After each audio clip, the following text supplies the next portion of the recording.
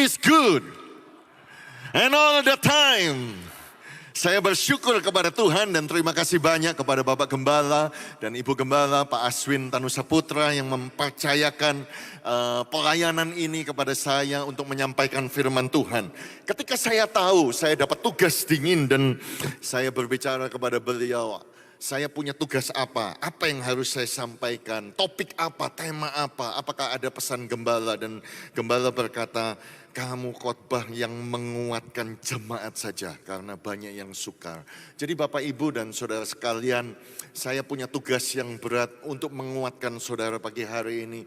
Di dalam keterbatasan saya untuk menyampaikan firman Tuhan, saya berdoa dan saya merasakan Roh Kudus membantu saya untuk menyampaikan topik ini kepada saudara, sehingga saya memberi judul khotbah ini adalah Allah Dataran. Ya, sekali lagi, Allah Dataran. Jadi bagi saudara yang mungkin tidak pernah mendengar istilah ini di dalam Alkitab, saya mohon saudara buka hati. Saya tidak akan berkhotbah panjang, ini sangat sederhana sekali.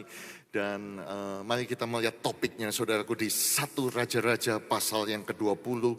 Kita akan membaca ayat yang ke-23 sampai ayat yang ke-30.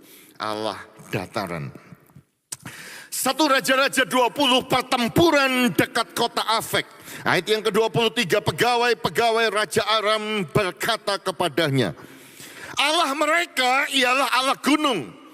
Itulah sebabnya mereka lebih kuat daripada kita.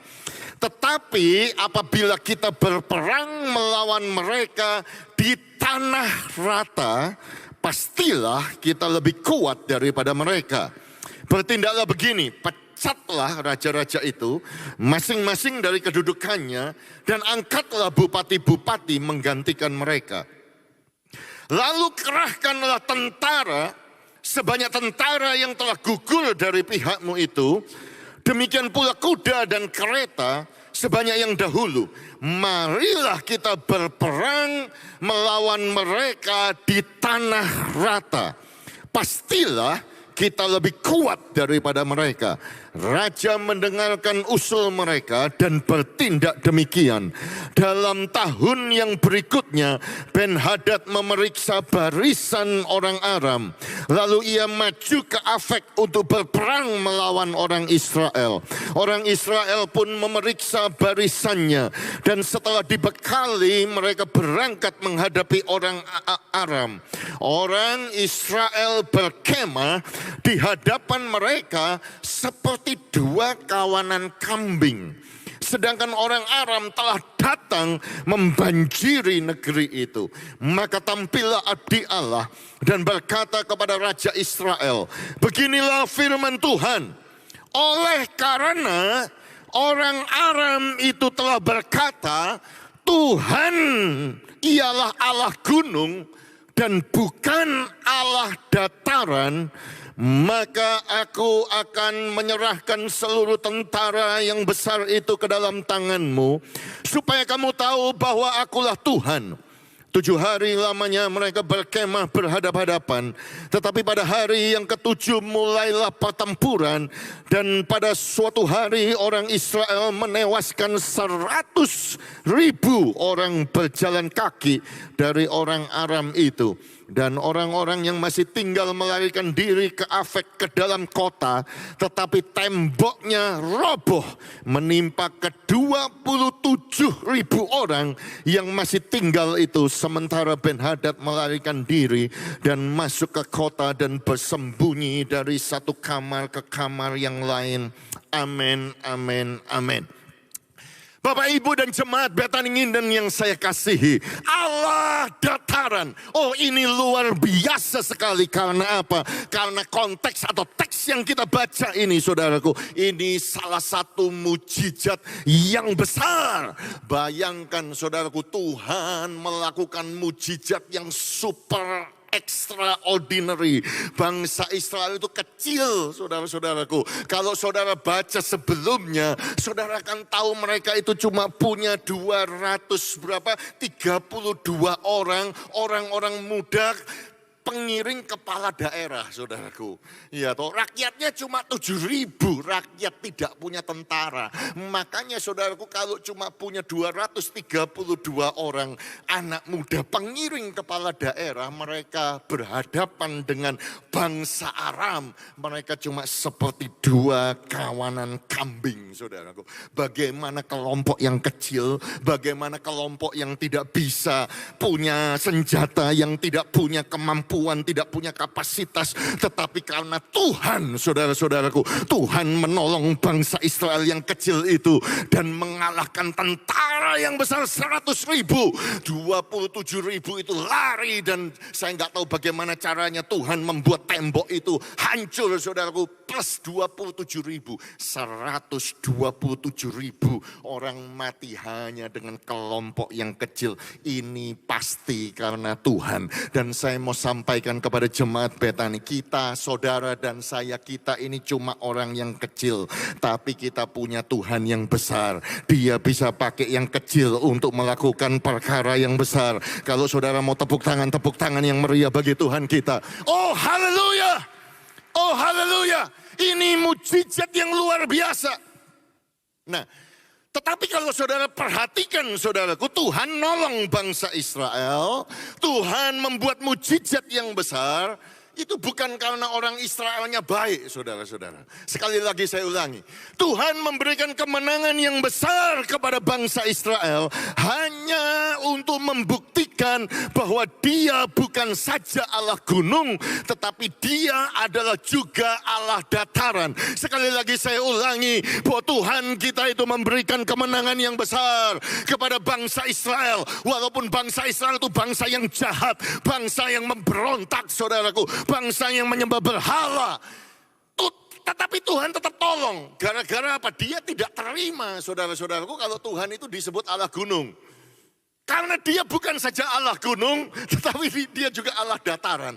Oleh sebab itu perhatikan, saudaraku, firman ini sederhana. Tetapi kalau saudara dan saya bisa tangkap, saudara-saudaraku, ini bisa menangkap revelation ini, bahwa Dia bukan saja Allah gunung, tetapi Dia adalah Allah dataran. Saya percaya engkau akan melihat pertolongan Tuhan yang ajaib.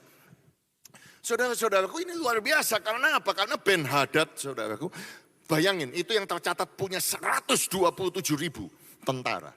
Dia tahu bangsa Israel kecil seperti 2 kawanan kambing, saudara-saudara. Pasti kalah, saudara-saudara. Dan kemudian, saudaraku, ketika mereka menyerang, mereka memilih lembah. Mereka memilih dataran rendah, saudaraku. Dataran rendah itu tanah yang rata tetapi di bawah, saudara-saudaraku. Jadi di lembah, begitu, saudara-saudaraku. Dan mereka ngomong kepada Raja Ben-Hadad, oh, Tuhannya orang Israel itu cuma Tuhan gunung. Jadi kalau kita perang dengan mereka, jangan perang di gunung. Kita kapan hari kita perang di gunung, kita kalah gara-gara mereka punya Allah gunung. Jadi kita perangnya di tanah yang rata, di dataran yang rendah. Karena Allah mereka Allah gunung, jadi kalau kita perang di dataran rendah, mereka pasti kalah. Dan Tuhan ngamuk, saudaraku. Tuhan marah, seakan-akan Dia dihina. Tuhan gak terima kalau engkau hanya menyebut aku sebagai Allah gunung saja. Aku juga Allah dataran. Makanya Tuhan kirim hamba Tuhan kepada bangsa Israel, kepada Raja Ahab, bahwa gara-gara orang Aram itu berkata Tuhan adalah Allah gunung dan bukan Allah dataran, maka aku akan menyerahkan seluruh tentara yang besar itu ke dalam tanganmu, supaya engkau tahu bahwa aku adalah Tuhan atas gunung, tetapi aku juga Tuhan atas dataran. Oh, jadi Tuhan nolong bangsa Israel ini bukan karena bangsa Israelnya baik, bukan, jahat, saudara-saudara.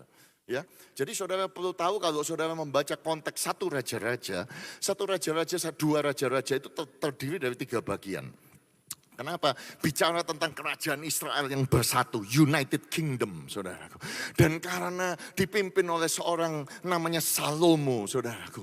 Oh, hatinya mulai bercabang 2, saudaraku. Dia bayangkan punya 700 istri dan 300 gundik. Saya nggak mengerti Salomo kok bisa punya sebanyak itu, saudara-saudaraku. Iya toh? Jadi karena dia punya begitu banyak istri, saudaraku, hatinya mulai bercabang. Dia mulai menyembah Baal, mulai, saudaraku, bercabang, saudara-saudaraku mulai melakukan kekejian di mata Tuhan, maka Tuhan datang karena hatimu bercabang, kerajaanmu akan dipecah menjadi dua. Sehingga setelah Salomo meninggal, saudaraku, kerajaan itu menjadi divided kingdom. Itu bagian yang kedua dari kisah raja-raja, saudara. Dan divided kingdom yang terpecah ini jadi dua. Rehobeam di bawah, di selatan ibu kotanya itu Yerusalem. Dan kemudian 10 suku di utara, saudaraku, ibu kotanya Samaria. Dimulai oleh Yerobeam, saudara. Dan Yerobeam ini kebanyakan, saudaraku, raja-raja Israel yang di utara ini, yang di atas ini, saudaraku, mereka itu jahat. Kenapa? Karena mereka itu tidak mau bangsa Israel turun ke Bait Allah, ke Yerusalem untuk menyembah. Makanya Yerobeam itu membuat lagi penyembahan berhala. Apa itu? Lembu emas. Saudaraku, padahal lembu emas itu, saudaraku, di Gunung Sinai sudah dihancurkan oleh Musa. Tetapi dibuat lagi, saudara-saudara, itu dosa Israel, kekejian, mereka menyembah sapi, saudara-saudaraku ya. Saya sebelum COVID dapat tugas pelayanan, saudaraku, beberapa kali ke India, ke Chennai, khotbah di sana, ke Kathmandu di Nepal, khotbah di sana. Saya sempat naik ke Chandragiri, saudara, pegunungan yang bisa lihat Himalaya. Yang saya lihat di sana, saudaraku, lembu emas 2 besar, saudara, di mana-mana, saudara. Saya bilang sama mereka, ini gara-gara kekejian yang dilakukan oleh bangsa Israel. Dan semuanya kebanyakan di yang utara itu. Akhirnya, saudaraku, habislah kerajaan utara itu, tinggal kerajaan Yehuda. Itu bagian yang ketiga. Jadi saudara bisa bayangkan, saudara-saudara, kisah yang kita baca ini terjadinya di mana? Ya di Israel utara ini yang lagi diserbu sama yang namanya Ben-Hadad. Dan rajanya paling jahat. Kenapa paling jahat? Karena namanya Ahab bin Omri, saudaraku. Dia memerintah selama 22 tahun lamanya atas Israel di Samaria. Dia melakukan apa yang jahat di mata Tuhan, lebih jahat dari semua orang yang mendahuluinya.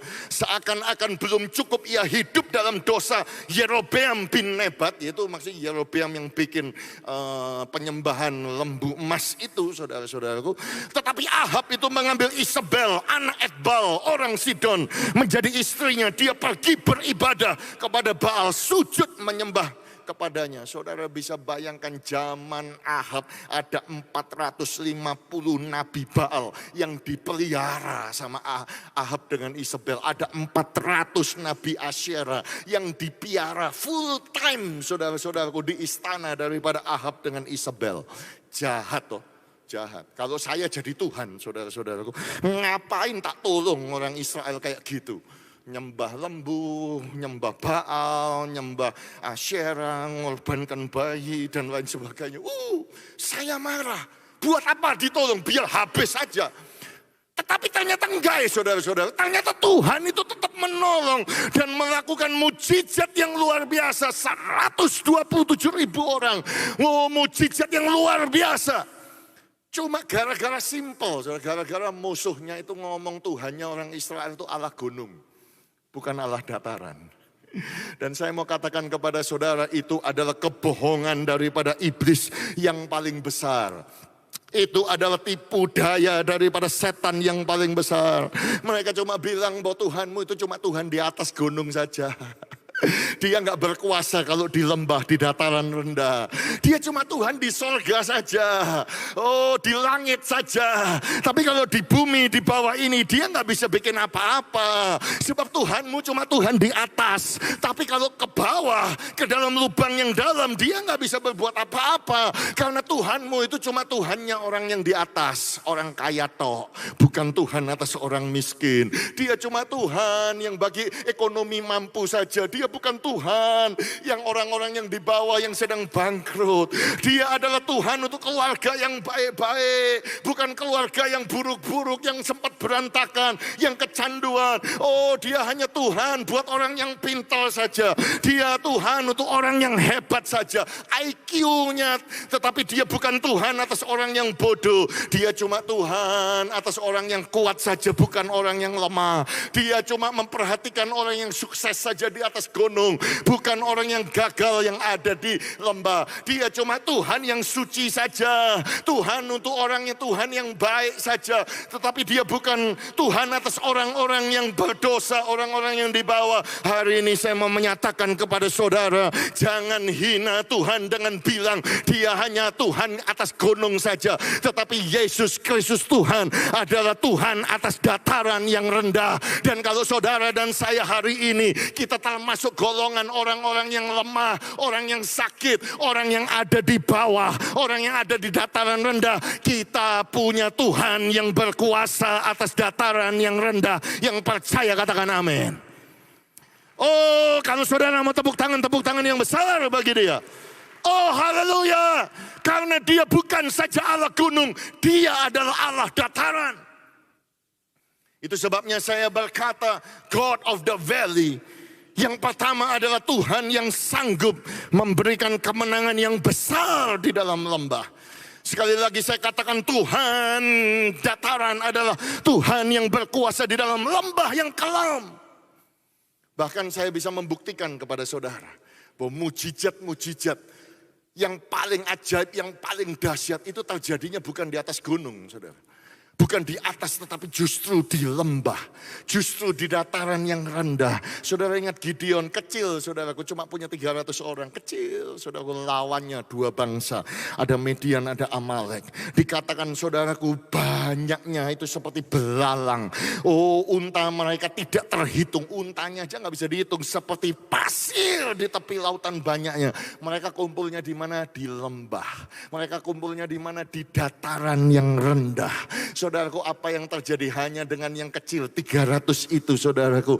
Yang tewas itu ada berapa saudaraku? Ada 120.000 orang plus 15.000. Totalnya 135.000 dan 4 raja dikalahkan. Hanya dengan 300 orang yang tidak punya senjata. Senjatanya cuma bawa buyung kosong dengan suluh, dengan sangkakala. Kok bisa Pak? Karena Tuhan kita adalah Tuhan yang berkuasa di atas dataran yang rendah.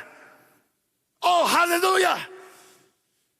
Kalau saudara melihat bagaimana Daud mengalahkan Goliat, saudaraku, hanya dengan umban, dengan batu yang kecil. Terjadinya di mana? Di dataran yang rendah, yang namanya lembah Tarbantin. Oh, peperangan Daud yang paling extraordinary, 2 kali mengalahkan bangsa Filistin. Terjadi di mana? Di dataran yang rendah. Di mana itu saudaraku? Di lembah Refaim. Saudara ingat cerita Baal Perasim, bagaimana Allah menerobos semua musuh. Seperti air menerobos, itu terjadinya di mana? Di dataran yang rendah.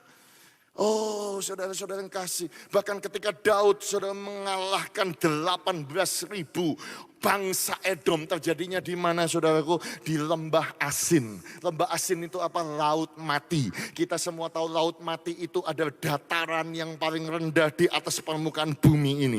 450 meter di bawah permukaan laut. Di tempat yang dalam, di tempat yang rendah itu, Tuhan melakukan mujizat yang besar. Dan saya mau menguatkan kepada saudara, saya tidak tahu kenapa saya sampaikan firman ini, tetapi kalau ada di antara saudara yang sedang dalam keadaan sakit, saudara dalam keadaan sukar, saudara berkata kepada saya, Pak, saya mengalami masalah, saya ini keadaannya di bawah, berjuang untuk naik karirnya, tetapi masih di bawah. Dengar, Tuhan kita bukan saja Allah gunung, Dia adalah Allah dataran. Dia sanggup menolong saudara di tempat yang rendah sekalipun. Yang percaya katakan amin. Oh, haleluya. Haleluya. Taruh tangan saudara di dada sambil berkata, saya percaya Tuhanku adalah Allah gunung, tetapi Tuhanku adalah juga Allah dataran. Lebih kuat lagi katakan, Tuhanku adalah Allah gunung, tetapi Tuhanku adalah juga Allah dataran. Katakan amin. Oh, haleluya. Dia berkuasa atas lembah. Yang kedua, saudara-saudaraku, God of the Valley. Artinya juga Tuhan yang mengasihi anak-anaknya yang ada di dataran. Dia mengasihi anak-anaknya yang ada di dalam lembah yang kelam. Karena apa? Karena Tuhan itu tidak hanya menolong orang yang di atas gunung saja, tetapi justru Tuhan itu menolong orang-orang yang ada di bawah, saudaraku.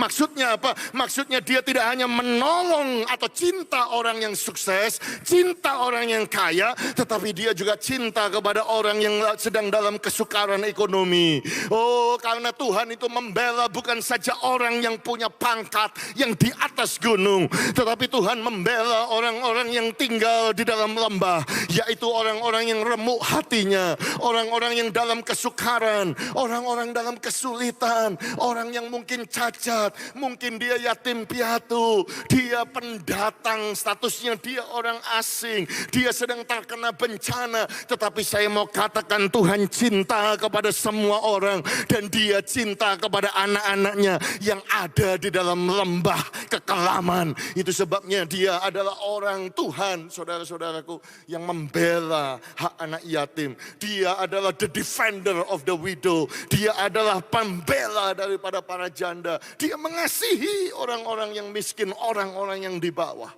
Itu sebabnya saya ingat Ulangan pasal yang ke-10.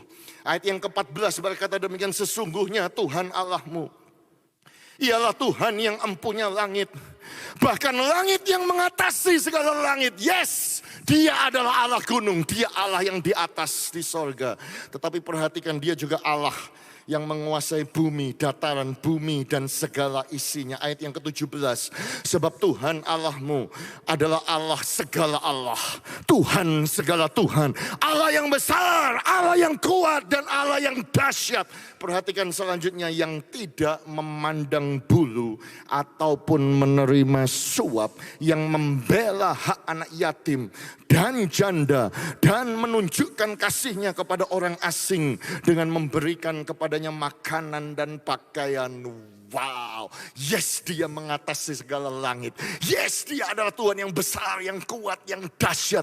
Tetapi perhatikan, dia tidak memandang bulu, dia tidak membeda-bedakan, dia tidak bisa disuap, saudara-saudaraku. Jadi dia cinta semuanya. Dia cinta orang yang punya gelar, tetapi dia juga cinta orang yang tidak punya gelar.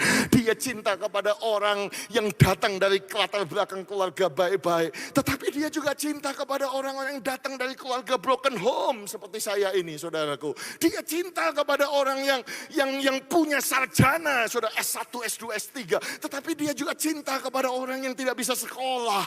Itu Tuhan kita, dia tidak membeda-bedakan. Artinya dia sayang sama Abraham, dia sayang sama Daud, dia cinta sama Ishak, saudaraku. Dia cinta sama Daniel. Oh, tetapi dia juga cinta Agus Gunawan, dan dia juga cinta dan sayang kepada semua saudara. Yang setuju katakan amin. Haleluya. Dan ketika saudara menangkap revelation ini, bahwa Allah dataran, Tuhan yang cinta kepada orang-orang yang lemah, orang-orang yang dalam kesukaran, yang ada di dalam lembah ini, berarti saudara percaya dia tidak memandang bulu, tidak bisa terima suap. Berarti kalau dia tolong Abraham, dia tolong Daniel dari lubang singa, dia tolong Hanaya, Misael, Asaria, saudara-saudaraku, dari perapian yang menyala-nyala. Dia tolong saudaraku Nabi Elia, dia tolong Nabi Elisa. Dia juga tolong saudara dan saya, karena dia tidak pernah membeda-bedakan. Yang percaya katakan amin. Karena Yesus Tuhan kita itu bukan saja Allah sorga, bukan saja Allah gunung dan di atas. Sebab Kristus Yesus yang walaupun dalam rupa Allah tidak menganggap kesetaraan dengan Allah sebagai milik yang harus dipertahankan. Apa itu? Dia adalah Allah di atas. Dia divine, dia itu Tuhan sendiri. Tetapi dia mengosongkan dirinya sendiri, mengambil rupa seorang hamba. Apa itu? Dia turun ke dataran yang rendah, mengambil rupa seorang hamba dan menjadi sama dengan manusia. Dan dalam keadaan sebagai manusia, dia taat sampai mati.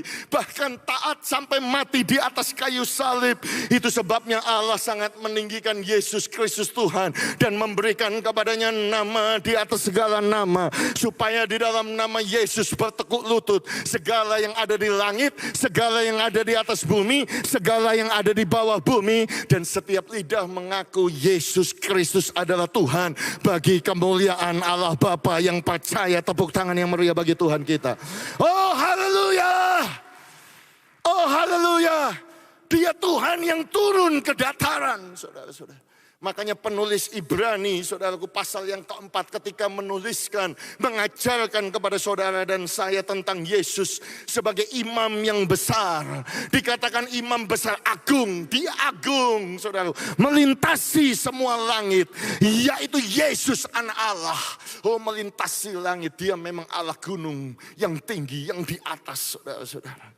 Oh, tetapi saudara baca ayat selanjutnya, baiklah kita teguh berpegang pada pengakuan imam kita. Sebab imam besar yang kita punya bukanlah imam besar yang tidak dapat turut merasakan kelemahan-kelemahan kita. Sebaliknya sama dengan kita, ia telah dicobai, hanya tidak berbuat dosa. Sebab itu marilah kita dengan penuh keberanian menghampiri tahta kasih karunia, supaya kita menerima rahmat dan menemukan kasih karunia untuk mendapat pertolongan kita pada waktunya. Wow, saudara-saudaraku, imam besar agung yang melintasi langit dan di atas segala langit, saudaraku. Tetapi walaupun dia di atas, saudaraku, walaupun dia di gunung, dikatakan dia itu dapat merasakan kelemahan-kelemahan kita. Kenapa? Karena dia adalah Allah yang juga berkuasa di bawah. Dia turun ke dataran yang rendah, dan dia mengasihi orang-orang yang ada di dataran yang rendah, saudara-saudara. Dia cinta kepada anak-anaknya yang ada di lembah, makanya dikatakan dia bisa disentuh dengan kelemahan-kelemahan kita. Bahasa Inggrisnya berkata, he sympathize with our weakness. Oh, dia bersimpati dengan kelemahan kita. Saya suka terjemahan yang lain, he can be touched by the feeling of our infirmities. Dia bisa dijamah dengan kelemahan-kelemahan kita. Itu Allah dataran, saudara. Memang sulit untuk membayangkan Tuhan yang begitu mulia itu mau turun, dan dia berkuasa di tempat yang gelap, tempat yang di bawah buat saya. Kenapa kita sulit mengerti? Karena setiap kali kita melihat manusia, semakin tinggi manusia itu, semakin hebat jabatannya, semakin kaya. Misalnya presiden lah, begitu saudara-saudara. Kan sulit saudara menyentuh presiden, saudara-saudara. Iya toh? Karena apa? Karena presiden hidupnya di istana. Hanya bergaul dengan orang-orang yang di atas, tidak mau bergaul dengan orang-orang yang di bawah. Betul nggak saudara? Tetapi itu bukan gambaran Tuhan kita. Makanya Tuhan ngamuk sekali saudara-saudaraku sama musuh, sama iblis saudara-saudaraku. Kenapa dia mau kalahkan Aram, saudaraku? Karena dia bukan bantu, saya sudah jelaskan. Bukan karena dia mau membantu orang Israel jahat semuanya saat itu. Hanya karena dia mau membuktikan, bukan. Aku bukan saja Allah yang di atas, aku juga di bawah. Dan aku turun dan aku bisa disentuh dengan kelemahan-kelemahan manusia. Itu Tuhan kita yang penuh dengan kasih sayang. Bisakah kita tepuk tangan untuk Tuhan yang penuh dengan kasih sayang? Haleluya. Saya excited, saya sangat dikuatkan. Karena apa? Karena saya punya Tuhan. Ya, dia di atas, tetapi dia juga ada di dataran yang rendah. Dan saya yang ada di dataran rendah, kelemahanku, sakit penyakitku, persoalan rumah tanggaku, kebangkrutanku, kepahitanku, kekecewaanku, kebahagiaanku, semuanya aku bisa sentuh. Air mataku bisa menyentuh Tuhan. Saudara-saudaraku, itu sebabnya God of the Valley adalah Tuhan yang mencintai anak-anaknya. Dan cinta Tuhan itu tidak bisa saudara bandingkan dengan cinta kita kepada Tuhan, beda. Makanya saudaraku di 1 Yohanes pasal 4 ayat yang ke-9 dikatakan, dalam hal inilah kasih Allah dinyatakan di tengah-tengah kita, yaitu bahwa Allah telah mengutus anaknya yang tunggal ke dalam dunia, supaya kita hidup olehnya. Inilah kasih itu. Kalau saudara mau tahu definisi kasih, ya ini saudaraku. Bukan kita yang mengasihi Allah, bukan saudaraku. Tetapi Allah yang terlebih dahulu mengasihi kita dan mengutus anaknya sebagai pendamaian bagi dosa-dosa kita. Saya loncat di ayat yang ke-19, kita mengasihi karena Allah lebih dahulu mengasihi kita. We can love because God first loved us. Oh haleluya. Jadi kalau saudara tanya kepada saya apa definisi kasih itu, apa definisi cinta itu, bukan kita yang mengasihi Tuhan, saudara-saudaraku. Oh tetapi Dia yang mengasihi kita terlebih dahulu. Makanya Dia bukan saja Allah gunung, Dia turun mengutus anaknya. Dia ada di dalam dataran yang rendah, berkuasa. Oh dan Dia mengasihi saya. Coba saudaraku, kalau cinta itu bergantung kepada kasih saya kepada Tuhan, manusia kepada Tuhan, pasti naik turun. Betul nggak? Kalau minggu ibadah, wah, cinta kita 100%, saudara, supercharge. Wow, haleluya, terima kasih Tuhan. Glory, glory, saudara-saudara. Hari Senin, saudara, kena persoalan, turun sedikit cintanya sama Tuhan. Saudara-saudara, baca Alkitabnya mulai turun, saat teduhnya mulai turun, saudaraku. Ibadahnya mulai turun, pemberian kita, saudaraku, penaburan kita mulai turun.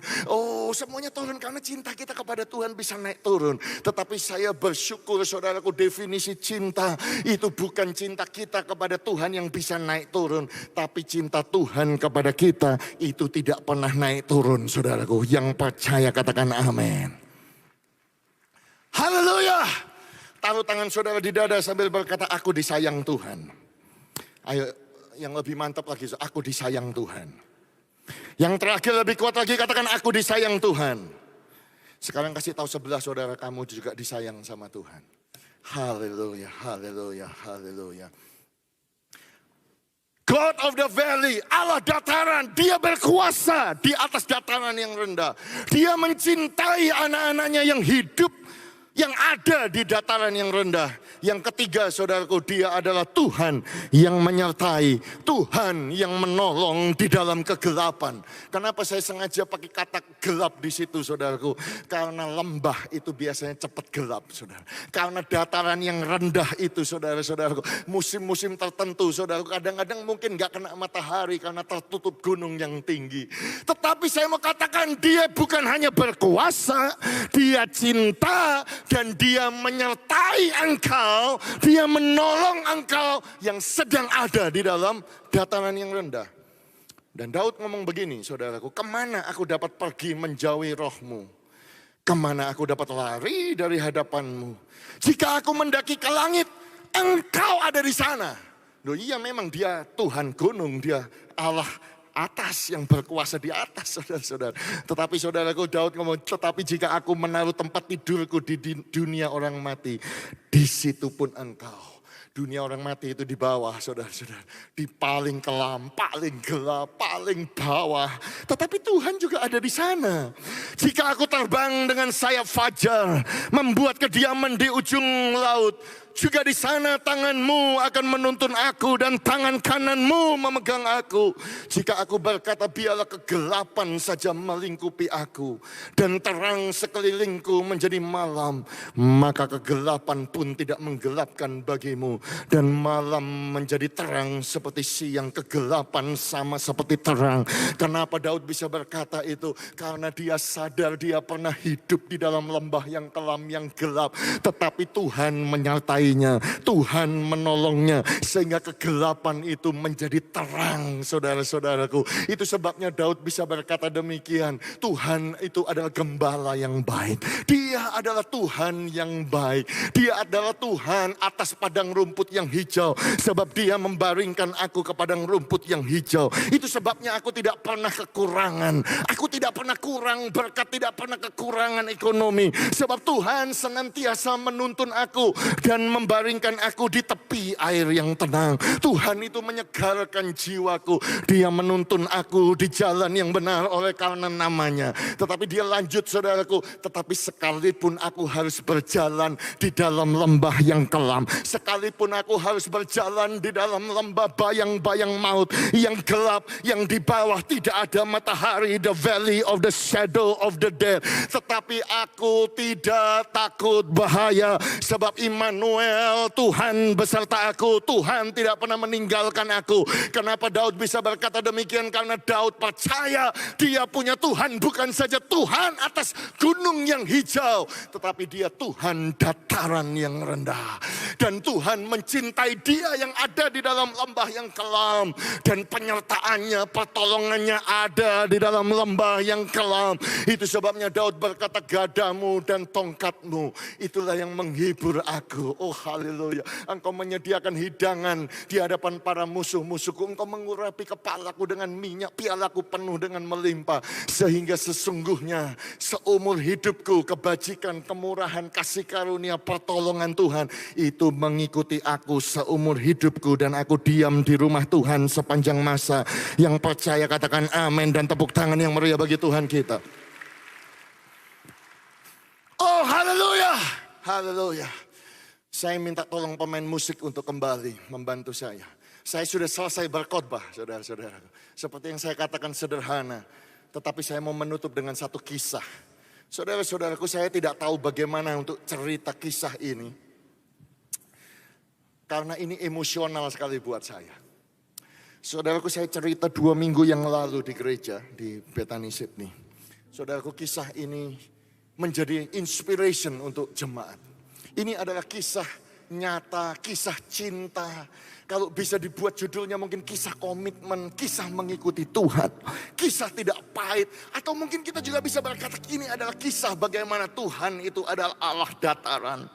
Dia berkuasa atas lembah yang kelam. Dia menolong, dia menyertai di dalam kegelapan. Saudara-saudaraku yang kekasih, kisah ini dimulai 27 tahun yang lalu. Tepatnya di tahun 1995. Ada jemaat kami, saudaraku, namanya Lena Helena. Lena ini 27 tahun yang lalu dia masih muda. Dia cantik, saudaraku, usianya 25 tahun. Dia sedang dikejar-kejar oleh seorang bule, saudaraku. Namanya John Wayne Caseker. John Wayne Caseker cinta kepada Lena. Oh, saudaraku, dia mengejar Lena. Dia mau mengajak Lena untuk menikah. Tetapi saudaraku, setelah pacaran hampir 1 tahun, saudara-saudara, mendekati pernikahan itu, John berkata bahwa aku terkena penyakit kanker otak. Oh, saudara-saudaraku, kanker otak.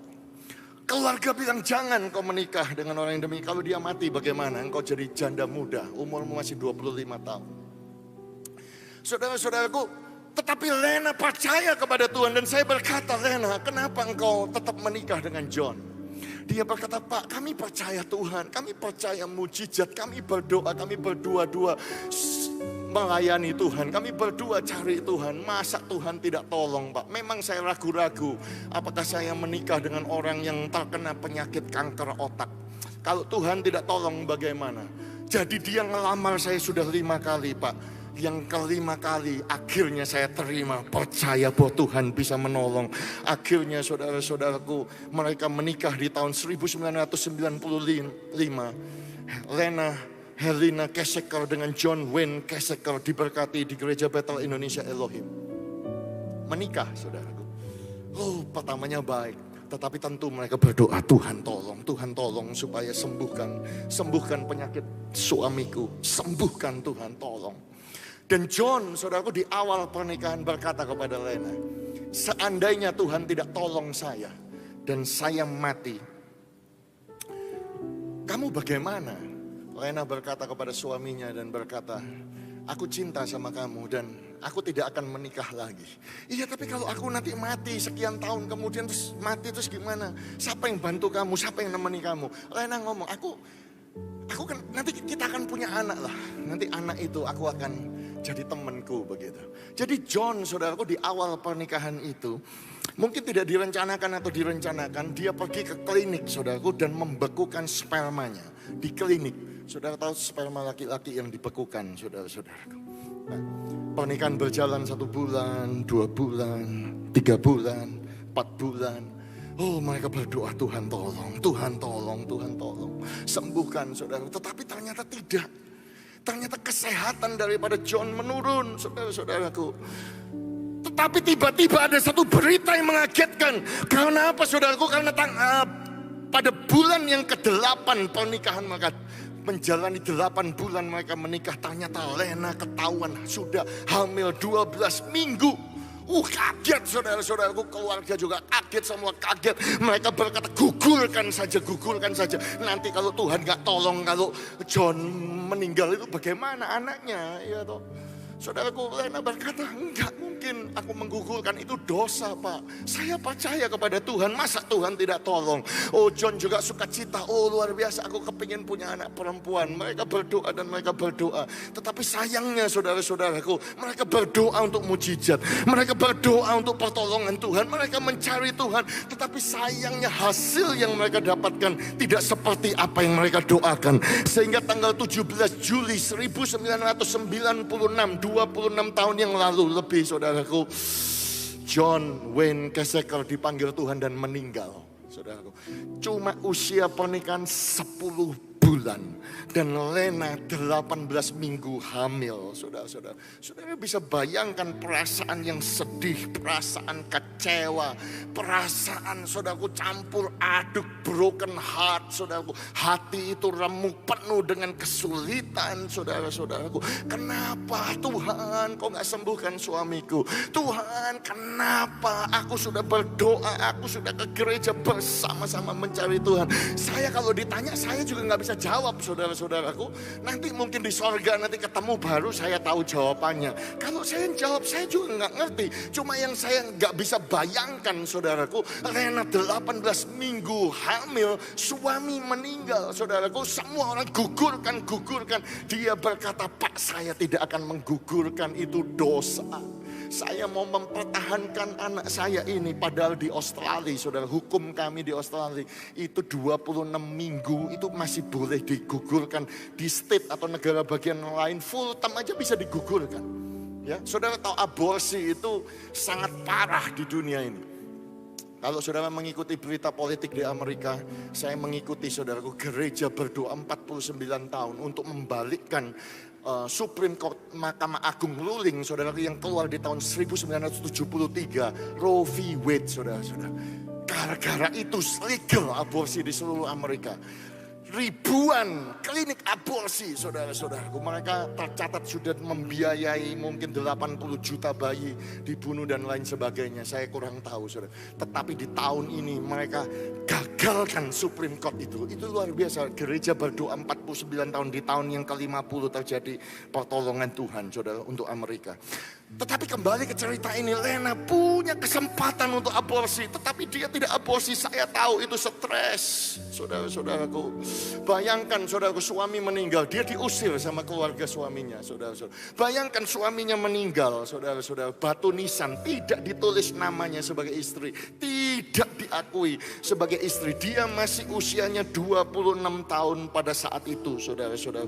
Dia keluar posisi hamil, utang kredit ke $8.000 saat itu saudara-saudaraku. Kecewa dengan Tuhan saudara, dia berkata, Pak saya sempat tidak ke gereja 1 tahun. Kecewa saya sama Tuhan, kenapa Tuhan gak nolong. Tetapi saya mau katakan kepada saudara, bahwa Tuhan kita bukan saja Allah gunung, dia adalah Allah dataran. Saya ingat Mazmur 34 ayat yang ke-18, bahwa Tuhan itu dekat kepada orang-orang yang patah hati. Tuhan itu menyelamatkan orang-orang yang remuk jiwanya. Oh haleluya, because we have God that close to the broken hearted.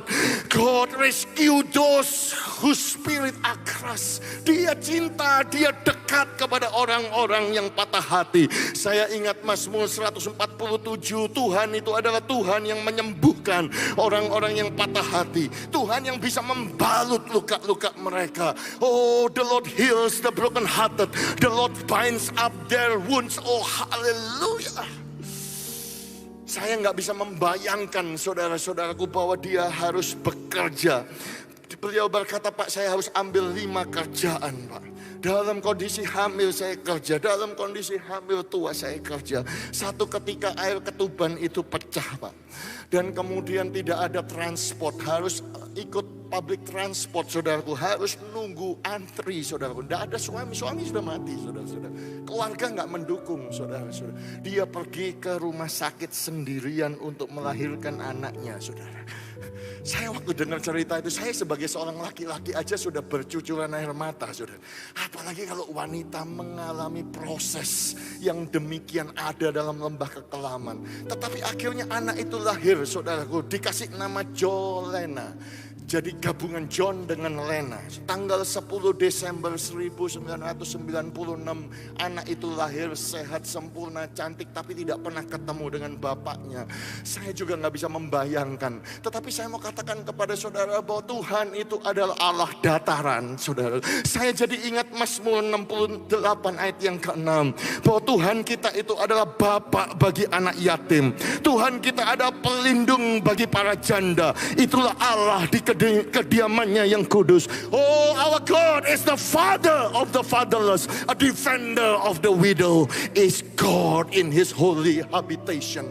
Saudaraku, bekerja membesarkan anak, tidak kawin lagi, mengambil keputusan, saudara. Akhirnya kembali kepada Tuhan, saudaraku. Oh, dalam keadaan yang sukar membesarkan anak, saya jadi teringat Mazmur 10 ayat yang ke-14. Sebab Engkaulah yang melihat kesusahan, ya Tuhan. Sebab Engkaulah yang melihat sakit hati, supaya Engkau mengambilnya ke dalam tangan-Mu sendiri. Kepadamu-lah orang lemah menyerahkan diri. Untuk anak yatim Engkau menjadi penolong. Untuk memberi keadilan bagi anak yatim dan keadilan bagi orang-orang yang terinjak-injak. Supaya tidak ada lagi seseorang manusia di bumi yang berani menakut-nakuti. Sebab Tuhan menjaga orang asing, Tuhan menjaga anak yatim, Tuhan menjaga janda dan menegakkannya kembali. Saya gak bisa membayangkan seorang janda, saudara-saudaraku, membesarkan anak di negara yang asing. Oh, saudara-saudara yang kekasih, tetapi Lena setia bersama dengan Tuhan. Tuhan memberikan kekuatan, Tuhan memberikan penghiburan, Tuhan memberikan pertolongan. Dan yang gilanya, saudara-saudaraku, ini yang saya gak bisa pikir, saudaraku. Ketika Jolena itu sudah usia 10 tahun, 11 tahun biasa, dia gak punya ayah. Tetapi dia bilang sama mamanya, "Ma, aku kepingin punya adik, Ma. Ma, aku kepingin punya adik." Mamanya bingung, saudara-saudaraku. Mama gak akan menikah lagi. Tapi dia kepingin punya adik. Dan Lena akhirnya mengabulkan permintaan anak kecil Jolena itu, saudara-saudaraku. Karena dia ingat, oh iya, suamiku ada sperma yang dibekukan di rumah sakit. Dia pergi, dia ambil itu, dia mengandung anak yang kedua, saudaraku. Supaya Jolena dapat adik dari papa yang sama. Tapi gak punya suami. Menjalani lagi, saudaraku. Hamil lagi, saudara-saudaraku. Akhirnya anak kedua Natalie lahir di tanggal 28 Mei 2009. Selisih dengan Jolena 12 tahun 3 bulan. Saudaraku, waktu saya dengar cerita ini, saya bilang, oh my God. Bagaimana ibu engkau menjalani kehidupanmu sendirian? Dia bilang, aku gak sendiri. Tuhan bersama dengan aku. Saya mau katakan yang sama kepada saudara. Saudara tidak pernah sendiri. Tuhan bersama-sama dengan saudara. Haleluya. Hari ini saudara-saudaraku, Jolena sudah usia 26 tahun dan Natalie 13 tahun. Saya minta fotonya dikirim dari Melbourne, saudara-saudara. Cantik bukan, saudara? Oh, luar biasa. Mereka berdua tidak pernah kenal dengan ayahnya, saudara. Dan saya tahu cerita ini sebetulnya di bulan Maret. Karena apa? Ketika saya mengumumkan di gereja, kita akan ada baptisan air. Natalie, saudaraku, yang usianya sudah 13 tahun, tiba-tiba dia dengar pengumuman itu dari temannya, karena dia ibadah, saudaraku, di kebaktian bahasa Inggris. Ya, kami ada bahasa Indonesia, ada bahasa Inggris. Natalie semangat, cinta Tuhan, melayani di Awaken. Saudara, dia ngomong, "Ma, aku mau dibaptis, aku mau dibaptis." Makanya saya tahu cerita ini, saudara-saudaraku, karena ditulis nama ayahnya. Ya, toh. Saudara-saudaraku, akhirnya saudara lihat itu yang paling kecil foto baptisan. Nah, itu saya, saudara. Ini di rumah doa di Sydney kami ada baptisan pool, swimming spa. Akhirnya dibaptis, saudara-saudaraku. Saya mau katakan kepada saudara, 27 tahun sudah berlalu. Ini tahun 2022. Ibu Lena satisfied.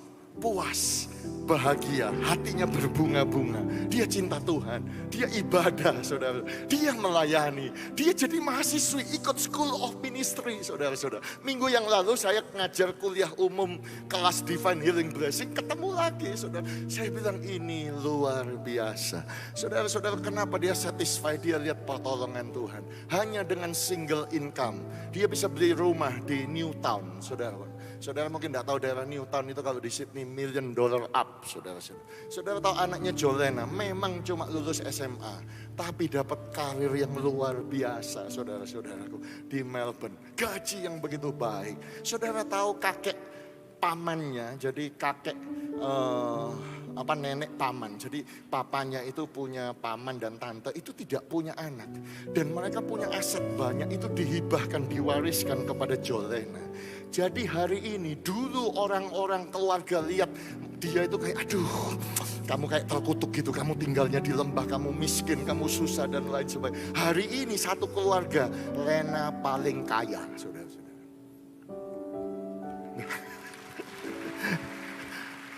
Saudara tanya kepada saya, Pak kok bisa Pak? Saya juga gak tahu kok bisa.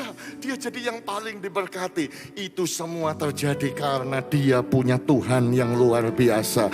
Saudara dan saya pun punya Tuhan yang luar biasa. Dia bukan saja Tuhan di atas, tetapi dia juga Tuhan di bawah. Dia berkuasa di atas, dia juga berkuasa di rumah saudara masing-masing. Dia berkuasa di sorga, tetapi dia juga berkuasa di kota Surabaya. Dan dia cinta kepada saudara dan saya, dan dia bisa membuat lembah saudara itu penuh dengan bunga-bunga. Kalau Tuhan buat itu dengan Lena, Tuhan bisa buat untuk saudara. Kenapa dia bisa buat lembah itu penuh dengan bunga? Bukankah Tuhan berkata, bunga mawar dari Sharon aku, bunga bakung di lembah-lembah. I am the rose of Sharon. I am the lily of the valleys. Maksudnya apa? Di dalam lembah yang kering, yang bawah itu sulit kalau bunga itu bisa keluar. Seringkali kita kering dan gelap. Tetapi saudaraku, saya mau katakan kepada saudara, apapun persoalan saudara, saudara berkata, Pak saya seperti Lena di lembah yang kelam, gelap tidak kelihatan. Tuhan menyertai, Tuhan menolong. Dia bisa buat lembah saudara penuh dengan bunga-bunga. Amin. Oh haleluya. Ayat yang terakhir saudara-saudaraku, Yesaya 50 ayat yang ke-10. Siapa di antaramu yang takut akan Tuhan? Siapa di antaramu yang mendengarkan suara hambanya? Jika ia hidup dalam kegelapan dan tidak ada cahaya bersinar baginya, baiklah ia percaya kepada nama Tuhan dan bersandar kepada Allahnya. Sekali lagi saya ulangi, jemaat Bethany dan siapa di sini yang takut akan Tuhan? Siapa di antara saudara yang mau mendengarkan suara hamba yang tidak sempurna ini, yang menyampaikan firman Tuhan? Dan jika engkau sekarang hidup dalam kegelapan, gelap karena engkau ada di dalam lembah kekelaman, tidak ada cahaya yang bersinar, Alkitab berkata, baiklah saudara dan saya percaya kepada nama Tuhan dan bersandar kepada Allah kita. Yang mau saya challenge saudaraku, kita bangkit berdiri bersama-sama. Kita mulai mengangkat kedua tangan dan kita berkata, aku percaya.